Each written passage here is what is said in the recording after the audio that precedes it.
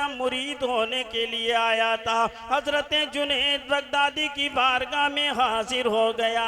एक दिन हो गया मुरीद नहीं बना, 2 दिन हो गया मुरीद नहीं बना, 3 दिन हो गया मुरीद नहीं बना, 4 दिन हो गया मगर मुरीद नहीं बना। गरज के 1 साल हो गई रहते रहते, मगर वो शख्स हजरत जुनैद बगदादी के हाथ में हाथ नहीं दिया।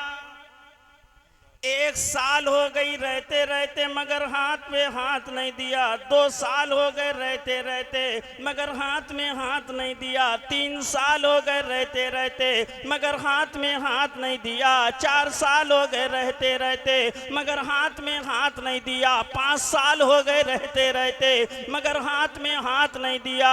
खैर बहरहाल 12 साल हो गए हजरत जुनैद बगदादी की बारगाह में, मगर वो मुरीद ना बन सका। 12 साल